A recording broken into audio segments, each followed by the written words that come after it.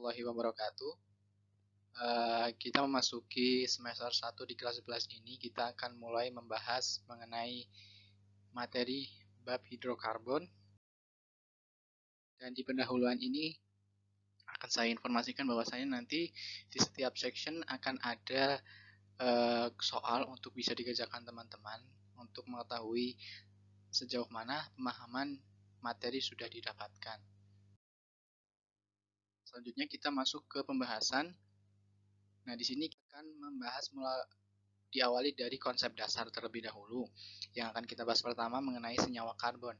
Senyawa karbon merupakan bagian dari senyawa organik yang komponen terbesar penyusunnya terdiri dari unsur-unsur yang berbahan organik, yaitu karbon, hidrogen, oksigen, nitrogen, sulfur, dan fosfat. Contoh-contoh di kehidupan sehari-hari kita yang sering kita temui seperti gula tebu, protein, dan glukosa. Nah, dari contoh tersebut, penyusun terbesar dari bahan-bahan yang tadi disebutkan kebanyakan merupakan atom karbon. Sehingga di sini atom karbon menjadi atom yang khusus karena mereka memiliki banyak sifat khas. Nah, atom karbon ini dapat membentuk banyak jenis persenyawaan karbon. Selanjutnya kita akan bahas mengenai perbedaan antara senyawa organik dan senyawa anorganik. Perbedaannya apa? Di sini ada beberapa poin penting yang membedakan antara senyawa organik dan anorganik. Dimulai dari titik didih dan titik leleh dari senyawa organik yang relatif rendah, sedangkan di senyawa anorganik titik didih dan titik lelehnya relatif lebih tinggi. Untuk senyawa organik, larut dalam pelarut yang nonpolar. Biasanya senyawa organik ini memiliki pelarut yang khusus, yaitu pelarut organik. Nah, untuk senyawa anorganik, larut dalam pelarut yang polar. Pelarut polar biasanya yang sering kita temui itu berupa air. Yang selanjutnya, senyawa organik ini tersusun atas ikatan yang disebut dengan ikatan kovalen. Nah, ikatan kovalen ini merupakan jenis ikatan yang kuat sehingga dia akan kurang reaktif atau susah akan adanya reaksi.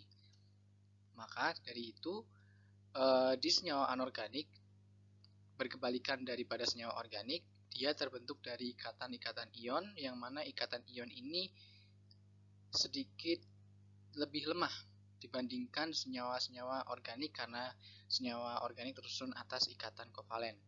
Sehingga senyawa anorganik ini akan lebih reaktif untuk bereaksi. Nah, untuk senyawa organik itu lebih mudah terbakar karena kebanyakan tersusun atas karbon atau atom karbon yang biasa kita kenal sebagai arang. Sedangkan senyawa anorganik kebanyakan sukar untuk terbakar. Yang selanjutnya kita akan membahas mengenai sifat khas atom karbon. Pertama, berdasarkan elektron valensinya, atom karbon dapat mengikat 4 gugus atau 4 atom lain yang sejenis maupun berbeda secara ikatan kovalen. Teman-teman bisa membayangkan satu atom karbon itu memiliki 4 tangan yang masing-masing tangannya bisa mengikat unsur atau atom lain yang berbeda atau yang jenisnya sama. Yang kedua, antar atom karbon dengan atom karbon lain dapat membentuk rantai ikatan tunggal maupun ikatan rangkap, baik ikatan rangkap 2 maupun ikatan rangkap 3. Untuk selanjutnya, rantai ikatan karbon dapat membentuk rantai terbuka atau tertutup serta membentuk cabang. Dan pada rantai karbon dikenal adanya atom C primer, C sekunder, C tersier, dan C kuartener. Untuk karakteristik atom karbon, yang pertama unsur kimia dengan lambang C dengan nomor atom 6 yang termasuk ke golongan 4A. Nah, konfigurasi elektronnya 2, 4. Atau kalau misal kita jabarkan 1s2, 2s2, 2p2. Elektron valensinya memiliki nilai 4 dan dapat membentuk 4 ikatan kovalen. Dari 4 ikatan kovalen ini, atom-atom karbon dapat membentuk rantai karbon yang jumlahnya bisa tak terhingga. Kita memasuki materi inti. Di sini ada pemaparan tentang hidrokarbon. Hidrokarbon adalah bagian dari senyawa karbon yang tersusun atas atom hidrogen dan atom karbon. Berdasarkan rantai karbonnya, hidrokarbon dibedakan menjadi dua, yaitu hidrokarbon rantai terbuka atau istilahnya alifatis dan hidrokarbon rantai C tertutup atau siklis. Nah, hidrokarbon memiliki rantai C terbuka dengan 3 golongan. Yang pertama ada alkana. Di sini alkana tersusun atas atom-atom C yang terikat membentuk rantai dengan ikatan tunggal. Yang kedua ada alkena, yaitu rantai atom C yang terikat dengan ikatan rangkap 2. Ada alkuna, rantai C yang terikat dengan ikatan rangkap 3. Di sini teman-teman bisa lihat contoh-contoh pembagian atau perbedaan antara bentuk rantai hidrokarbon. Yang atas teman-teman bisa lihat di situ merupakan rantai alifatis atau rantai C terbuka, yang bawah itu merupakan rantai C tertutup atau rantai. Di kehidupan kita bisa menguji keberadaan unsur karbon dan hidrogen dalam senyawa karbon. Nah, untuk contohnya, misal kita ambil sampel yang merupakan atau yang kita ingin uji keberadaan karbon dan hidrogennya, lalu kita reaksikan dengan CuO yang sifatnya oksidator, nanti hasilnya akan menghasilkan gas karbon dioksida dan pelarut air. Nah, gas yang terjadi nanti akan dialirkan ke larutan kapur, yang mana larutan kapur yang tadinya jernih akan menjadi keruh. Seperti itu. Reaksi yang terjadi bisa teman-teman lihat di slide. Dari percampuran antara gas karbon dioksida dengan CaOH2 menghasilkan senyawa CaCO3 yang warnanya keruh dan air. Lalu air yang menempel pada bejana akan mengubah kertas kobalt yang tadinya berwarna biru menjadi warna merah muda dengan reaksi H2O ditambah COCl2 akan menghasilkan COH2O6 kali Cl2 yang warnanya merah muda. Nah, jenis atom karbon dalam struktur rantai karbon di sini ada 4 jenis. Yang seperti tadi yang disebutkan di awal, ada karbon primer, yang mana karbon hanya mengikat satu atom karbon yang lainnya. Jadi, ada satu atom karbon pusat yang mengikat hanya satu atom karbon lainnya. 3 tangan yang lain, dia akan mengikat hidrogen. Itu untuk karbon primer. Yang kedua ada karbon sekunder, adalah karbon yang mengikat 2 atom karbon lain. Karbon tersier adalah karbon yang mengikat 3 atom karbon lain, dan karbon kuartener adalah karbon yang mengikat 4 atom karbon yang lain. Jadi untuk karbon kuartener di sini satu atom karbon mengikat 4 karbon yang lain, semuanya berikatan dengan karbon, sehingga karbon pusat tadi yang berlaku sebagai karbon kuartener dia akan mengikat seluruhnya kepada karbon dan tidak berikatan dengan hidrogen, seperti itu. Silakan teman-teman bisa mengerjakan kuisnya. Baik teman-teman, kita memasuki pembagian senyawa karbon. Di sini ditampilkan slide mengenai mind mapping untuk pembagian senyawa karbon. Teman-teman bisa perhatikan. Baik, kita lanjut ke slide-nya. Nah, di sini ada penggolongan hidrokarbon. Berdasarkan jenis ikatan antar atom karbonnya, ada hidrokarbon jenuh, yang mana senyawa hidrokarbon yang ikatan antar atom karbonnya merupakan ikatan tunggal, dan hidrokarbon tak jenuh, yang mana senyawa hidrokarbon yang memiliki satu ikatan rangkap 2 atau alkena, atau 2 ikatan rangkap 2 atau alkadiena, atau 3 ikatan rangkap 2 atau alkatriena, maupun ikatan rangkap 3 atau alkuna. Nah, berdasarkan bentuk rantai karbonnya ada 3 jenis, yaitu hidrokarbon alifatik, yang mana rantai karbon hidrokarbonnya merupakan rantai terbuka, baik jenuh maupun tak jenuh. Lalu ada hidrokarbon alisiklik, merupakan rantai hidrokarbon yang melingkar tertutup. Jadi dia hanya tersusun atas senyawa-senyawa karbon yang saling berhubungan membentuk cincin.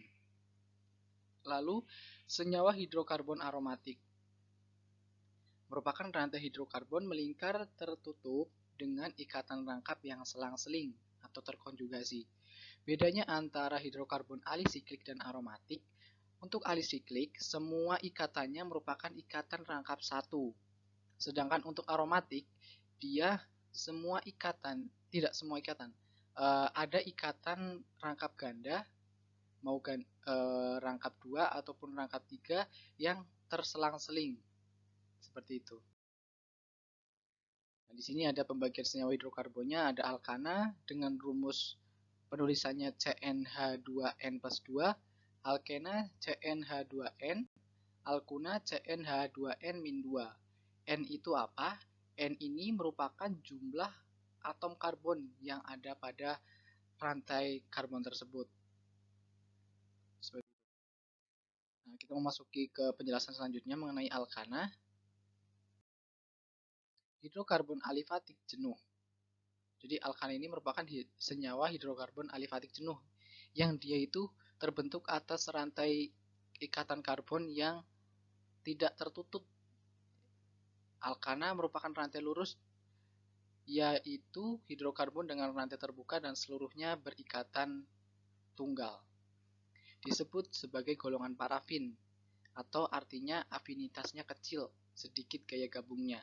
Nah, ini ada hubungannya dengan penjelasan mengapa senyawa-senyawa hidrokarbon alkana disebut dengan ikatan jenuh, karena dia sukar untuk berikatan dengan karbon lain, karena dia sudah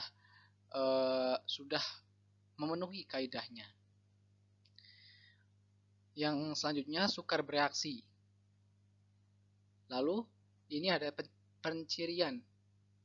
Jadi kalau misal ikatan rantai karbonnya merupakan C dengan jumlah C1 sampai dengan C4, pada keadaan temperatur dan tekanan normal merupakan bentuk gas. Sedangkan untuk jumlah C4 sampai dengan C17 pada tekanan dan suhu normal bentuknya merupakan bentuk cairan. Sedangkan untuk C dengan jumlah lebih dari 18 pada suhu dan tekanan yang normal bentuknya padat. Jadi semakin banyak jumlah C, maka akan semakin tinggi titik didih yang ada pada senyawa tersebut. Dengan jumlah C yang sama, jika suatu rantai ini merupakan rantai yang memiliki percabangan, dia akan lebih rendah titik didihnya. Lalu, kelarutannya mudah larut dalam pelarut nonpolar, karena merupakan jenis senyawa organik tadi.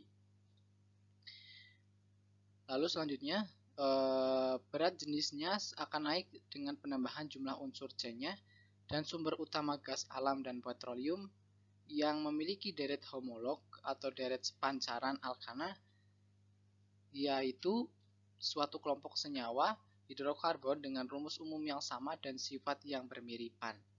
Jadi kalau untuk deret homolog dari alkana seperti ini. Dengan rumus CnH2n+2 ada 10 anggota deret homolog daripada alkana. Ada metana, etana, propana, butana, N-pentana, N-heksana, N-heptana, N-oktana, N-nonana, dan N-dekana. Nah, N ini apa? N ini kalau untuk penamaan disebutkan sebagai normal, seperti itu. Jadi di sini penamaannya sesuai dengan penamaan met, et, pro, but, pen, hex, hep, ok, non, dan dek. Sesuai dengan penambahan nomor C-nya, jumlah C-nya. Nah, di senyawa alkana yang merupakan rantai terbuka tadi dapat menimbulkan atau dapat terbentuk percabangan yang disebut dengan gugus alkil dengan rumus CnH2n+1. Alkana apabila kehilangan satu atom H maka akan menjadi gugus alkil. Nama dari alkana yang tadinya berakhiran dengan ana diganti dengan il. Contohnya metil, etil, propil, butil, pentil, heksil, heptil, oktil, nonil, dan desil. Untuk tata nama alkana berdasarkan IUPAC atau International Union of Pure and Applied Chemistry, ada dua aturan. Pertama, sesuai dengan jumlah atom C, maka dengan bahasa Latin tadi metana sampai dengan dekana diberi akhiran ana. Nah, untuk rumus struktur alkana yang tidak bercabang, maka jumlah atom C yang lebih dari 4 diberi dengan awalan N yang berarti normal.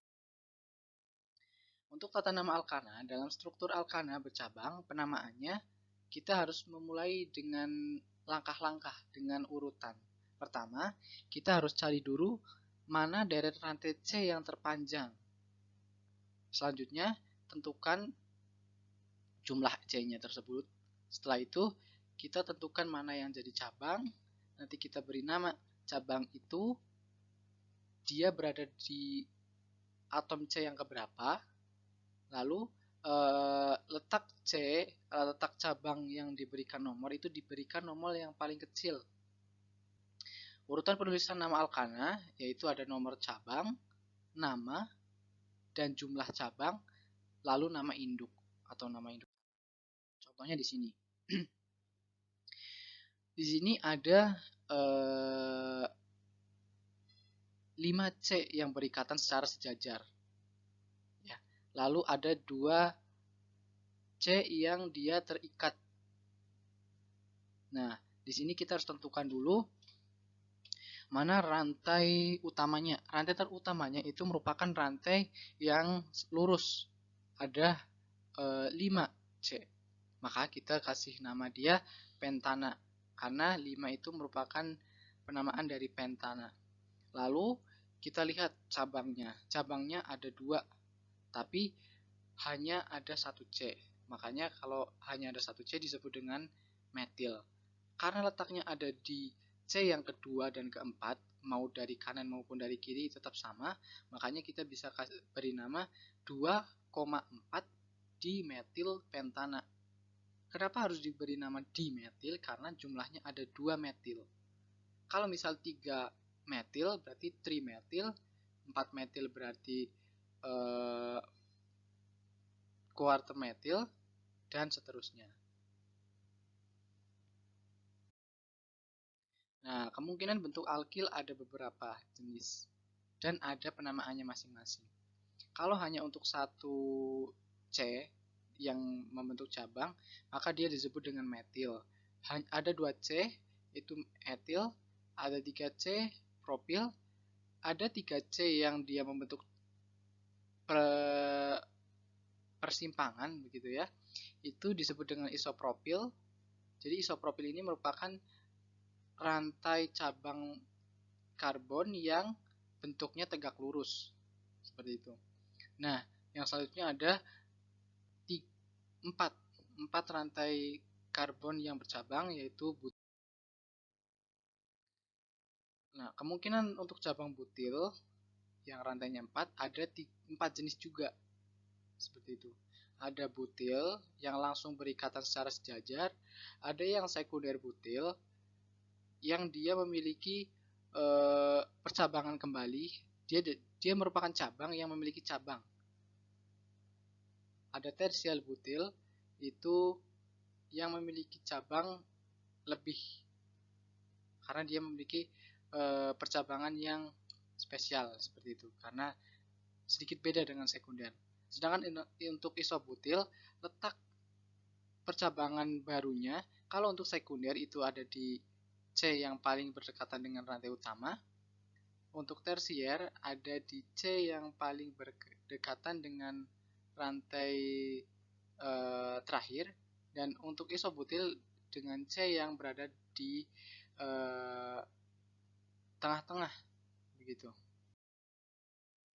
Nah, silakan teman-teman bisa pekerjakan kuisnya. Ya baik, kita memasuki ke pembahasan mengenai sumber dan kegunaan alkana. Nah, di sini ada beberapa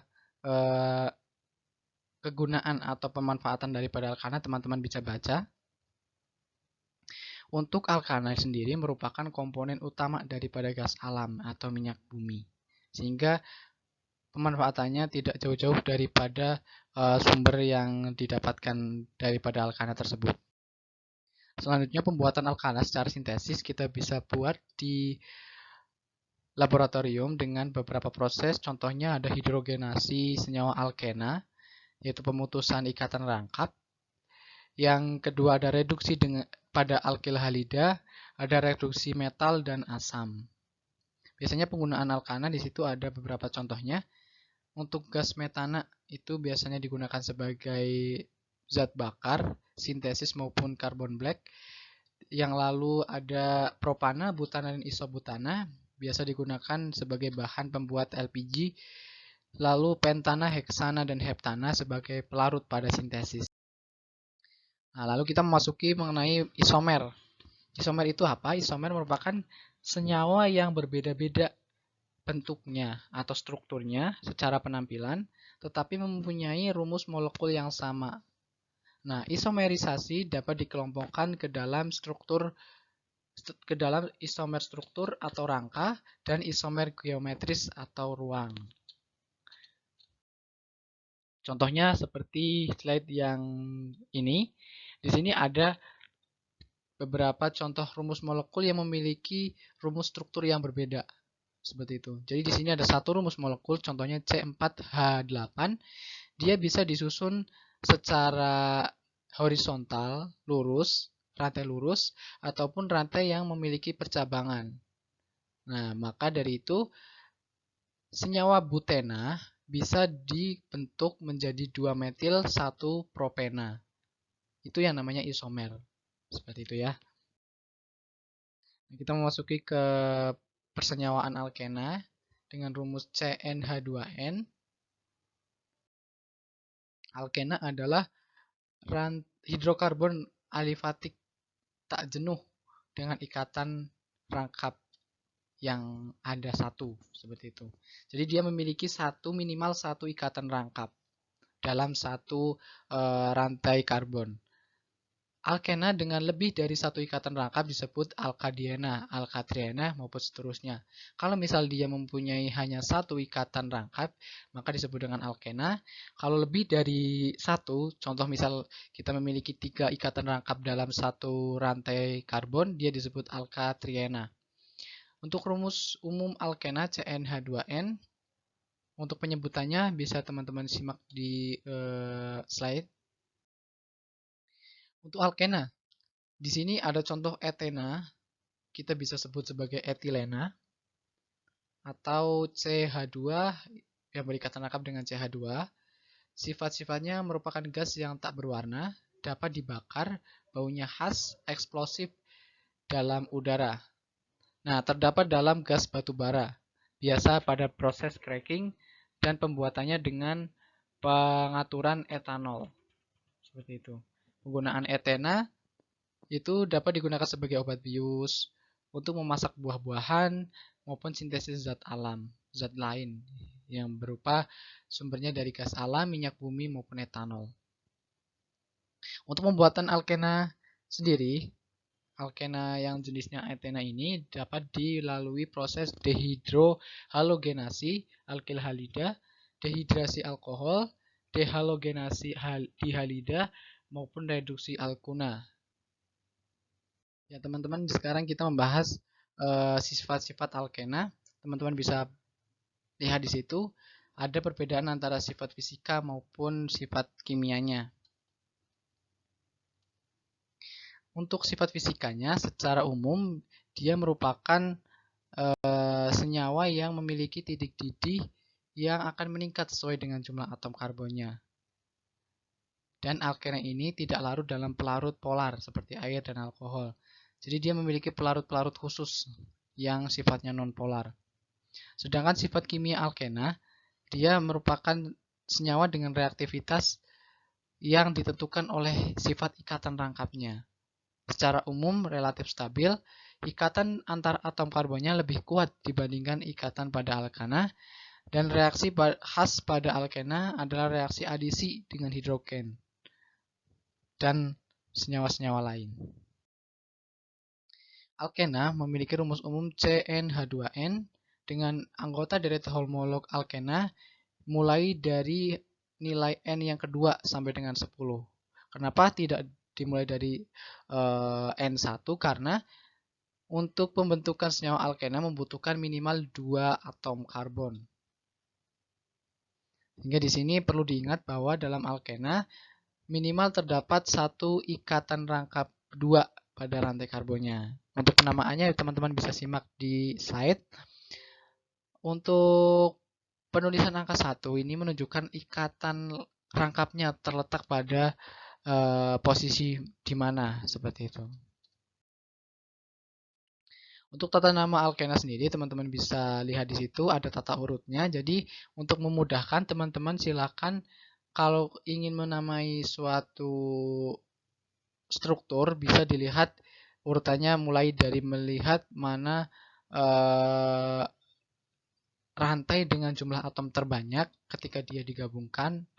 Lalu pada rumus struktur letak ikatan rangkap 2-nya diberi nomor paling rendah. Nah, untuk alkena bercabang tentukan induk alkena terlebih dahulu. Untuk atom C lain yang terikat pada induk tersebut dengan alkil dengan nama alkil sesuai dengan jumlah atom C-nya. Untuk penulisan nama alkena, urutannya ada nomor cabang, nama dan jumlah cabang, nomor letak ikatan rangkap 2, lalu nama induk alkena. Di sini bisa teman-teman simak, ada contoh 2,4 heksadiena. Kita simak di sini ada 4C yang berjajar, yang mana di antara C1 dan C kedua dan C ketiga dan keempat memiliki ikatan rangkap. Maka dari itu dia disebut dengan 2,4 heksadiena. Lalu contoh yang selanjutnya ada 2 metil 2 butena. Nah, di sini yang kita namai terlebih dahulu yaitu cabangnya dulu. Cabangnya berada terletak pada nilai C yang paling dekat dengan ikatan rangkap, yaitu 2 metil diberi nama 2 butena karena ikatan rangkapnya terletak pada nomor 2 seperti itu. Konfigurasi stereoisomer alkena, ikatan rangkap 2 terdiri dari atom karbon yang terhibridisasi sp2. Masing-masing atom karbon memiliki dua jenis orbital atom, yaitu orbital sigma dan orbital pi. Orbital sp2 membentuk sudut 120 derajat membentuk segitiga datar, sehingga gugus yang ada memiliki rotasi yang terbatas. Molekul etilena berbentuk segi datar. Nah, ikatan pi memiliki energi ikat yang cukup besar, yaitu 60 kilokalori per mol, sehingga bentuk segitiga datar cukup stabil dan menyebabkan alkena hanya memiliki isomer akibat gugus yang sejajar, cis, atau yang berseberangan, trans. Nah, di sini ada ilustrasi pembentukan orbital sp2 sehingga dia bisa membentuk segitiga datar. Sumber dan kegunaan alkena, biasanya alkena dalam industri dibuat dari pemanasan dengan katalis. Nah, alkena khususnya suku rendah itu merupakan bahan baku dari industri yang sangat penting, misalnya pembuatan plastik, karet, dan alkohol. Silahkan teman-teman bisa kerjakan kuisnya. Selanjutnya kita akan membahas mengenai alkuna dengan rumus struktur CnH2n-2. Alkuna merupakan hidrokarbon alifatik tidak jenuh dengan satu ikatan karbon rangkap 3. Rumus strukturnya CnH2n-2. Alkuna yang paling sederhana disebut dengan etuna atau asitelina. Sifat-sifat alkuna teman-teman bisa baca di slide. Untuk deret homolog daripada alkuna dimulai dari harga N yang kedua sampai dengan N ke-10. Ingat bahwa dalam alkuna terdapat minimal satu ikatan rangkap 3 pada rantai karbonnya. Di situ bisa teman-teman lihat mulai dari etuna sampai dengan dekuna. Angka 1 menunjukkan letak ikatan rangkap 3-nya. Baik teman-teman, kita memasuki mengenai pembahasan tata nama alkuna. Berdasarkan aturan IUPAC, ada beberapa langkah yang teman-teman perlu pahami. Pertama, harus membuat penamaan dengan mengganti akhiran ana menjadi una. Pada rumus struktur, letak ikatan rangkap 3 diberi dengan nomor serendah-rendahnya. Untuk alkuna bercabang, tentukan induk alkuna, yaitu rantai C terpanjang yang memiliki satu ikatan rangkap 3. Atom C lain yang terikat pada induk disebut dengan cabang alkil dengan nama alkil sesuai dengan jumlah atom C-nya dan diberi dengan nomor sesuai dengan letak nomor ikatan rangkap 3-nya. Urutan penulisan nama alkuna dimulai dari nomor cabang, nama dan jumlah cabang, nomor letak ikatan rangkap 3, dan nama induk alkuna. Pada rantai karbon ini dicontohkan struktur alkuna yang mana ada 6C dengan satu cabang, cabang metil. Di rantai utamanya memiliki ikatan rangkap 3 di antara C di nomor 3 dan nomor 4. Sehingga dia disebut sebagai 2-metil 3-heksuna. Contoh reaksi adisi pada alkuna. Nah, reaksi adisi ini berfungsi untuk memecah ikatan rangkap 3 menjadi ikatan dengan rangkap yang lebih kecil. Bisa rangkap 2 maupun ikatan tunggal. Sumber dan kegunaan alkuna. Alkuna yang mempunyai nilai ekonomis yang penting hanyalah etuna atau nama lainnya asetilena. Dalam industri, asetilena dibuat dari metana melalui pembakaran tak sempurna. Reaksinya bisa teman-teman simak di situ. Dalam jumlah sedikit, asetilena dapat dibuat dari reaksi batu karbit, kalsium karbida dengan air. Nah, gas karbit ini digunakan untuk las karbit, penerangan untuk bahan baku senyawa organik lain. Sifat reaksi alkana, alkena, dan alkuna. Reaksi yang bisa dialami oleh alkana, alkena, dan alkuna yaitu reaksi pembakaran. Jika dia merupakan pembakaran sempurna, dia akan dibakar dan menghasilkan gas karbon dioksida atau CO2. Apabila reaksi pembakaran tidak sempurna, dia akan menghasilkan gas karbon monoksida. Alkana dapat mengalami reaksi substitusi atau penggantian. Contohnya, CH4 ditambah Cl2 menghasilkan CH3Cl plus HCl. Jadi ada satu Cl yang masuk ke ikatan dengan karbon. Dan ada satu hidrogen atau H yang lepas dan berikatan dengan Cl yang lain. Selanjutnya, reaksi alkena dan alkuna dapat mengalami reaksi adisi atau penambahan, yaitu reaksi pemutusan ikatan rangkap. Contohnya di sini ada CH2 yang berikatan dengan CH2 secara rangkap 2. Ketika dia ditambahkan dengan Cl2, maka akan memecah ikatan CH2 rangkap 2-nya. Maka Cl akan masuk di antara C yang sudah terpecah tadi. Silakan teman-teman bisa kerjakan.